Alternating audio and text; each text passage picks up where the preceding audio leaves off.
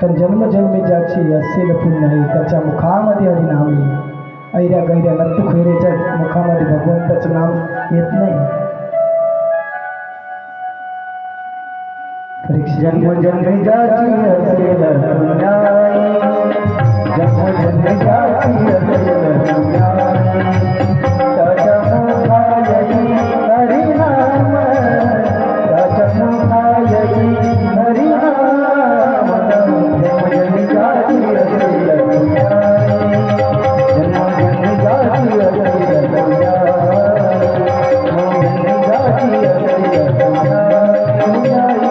जन्मजन्मी ज्याची असेल पुण्याई,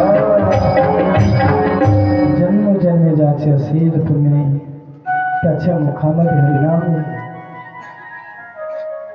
उपकार आहे मायेचे, त्या ज्या मायेनं आपल्याला जन्माला घातलं त्या मायेचा आदर कसा असावा, त्या वडिलांचा आदर कसा करावा,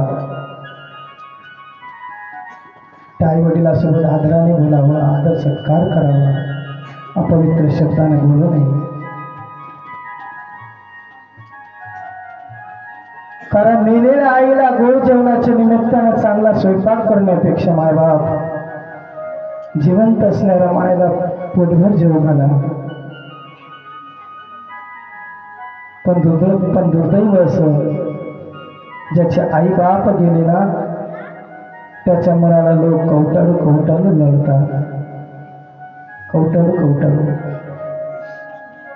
खूप रडतात। पण ज्यावेळेस जिवंत असतात ना त्यावेळेस सेवा करत नाही,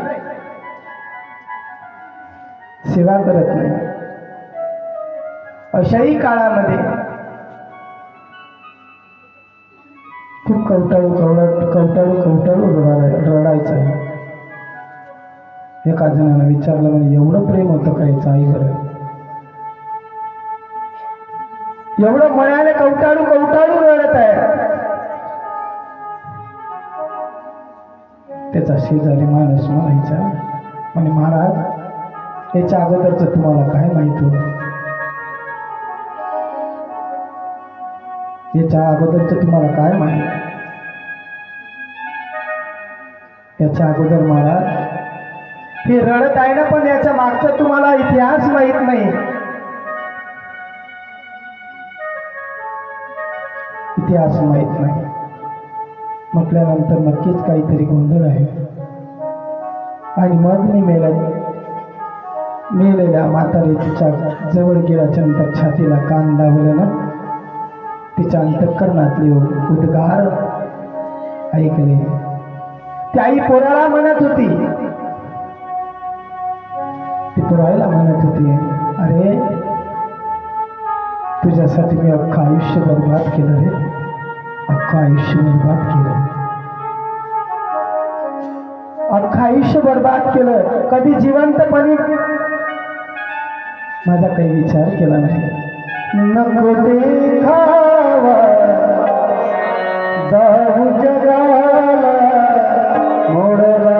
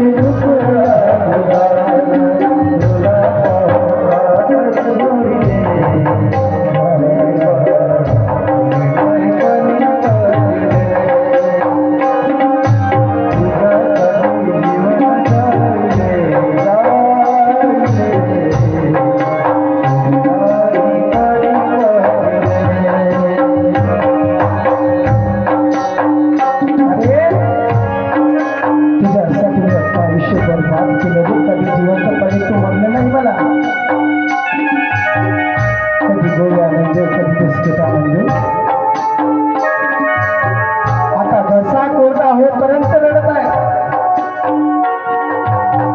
जगाला कशाला दाखव तरी आईवर किती प्रेम आहे।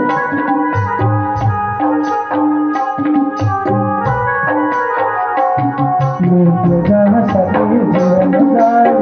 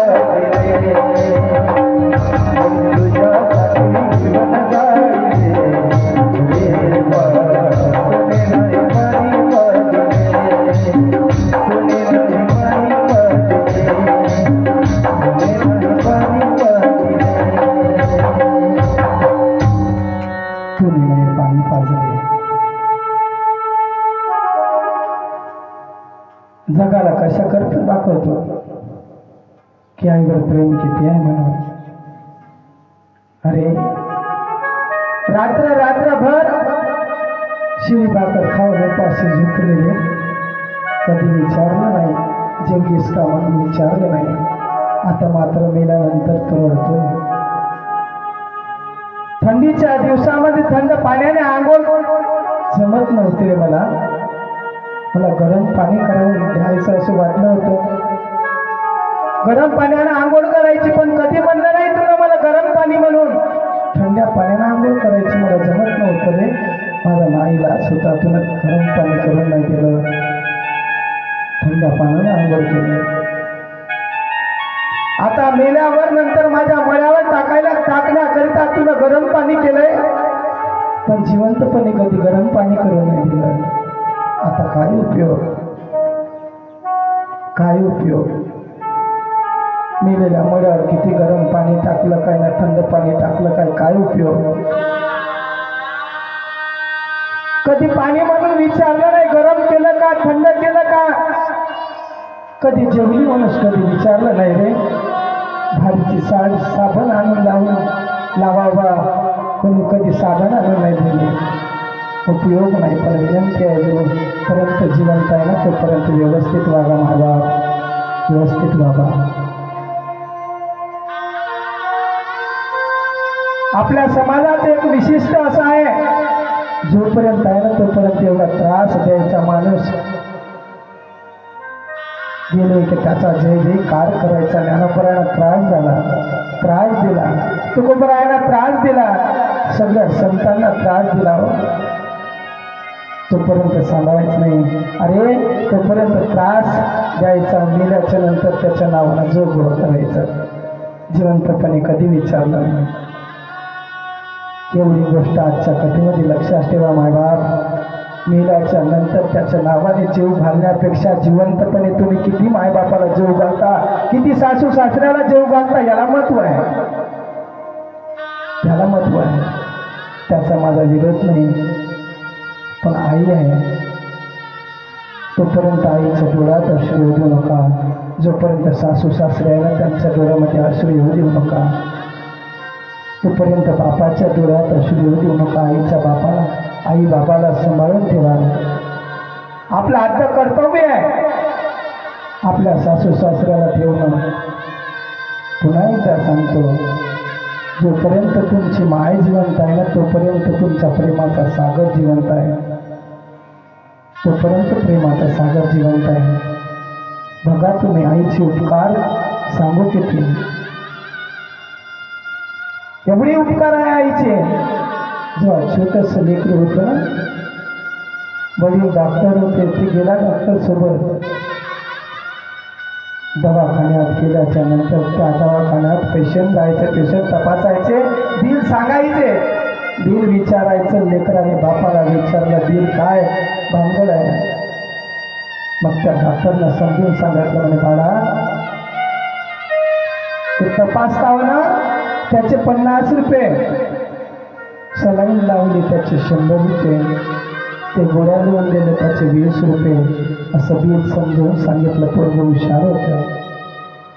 ते घरी आल्याच्या नंतर एक कागद पेन घेतला, त्या कागदावर छोटंसं बिल तयार केलं आणि ते बिल आईजवळ दिलं. त्या बिलात लिहून होतं, आई त्या दिवशी मी दुकानातून तुला साखर आणून दिला ना त्याचं 1 रुपया. आई तुझं त्या दिवशी डोकं दुखत होतं, मी बाम लावून तुला चपून दिलं, डोकं दाबून दिलं, आई त्याचा 1 रुपया. आई तुला मेडिकलमधून गोळ्या आणून दिलं ना त्याचं 1 रुपया. असा 1 रुपया करता करता करता करता खाली लेकराला लिहून एक बाकी हिशोब बरोबर 20 रुपयाचा बिलाचा बरोबर कागद आईच्या हातात पडला. थोडं डोळ्यातून अश्रू यायले आईच्या. थोडा आनंदही वाटला, पण थोडं दुःखही झालं. आनंद का झालं की माझा लेकरू व्यवहारात हुशार झाला, याचा आनंद झाला मायला. आणि आतापासून लेकरू हिशोब करतोय, पुढची अवस्था काय होईल असा विचार मनात आला म्हणून दुःख झालं मायला. पण आई हुशार होती. आई काहीच बोलले नाही.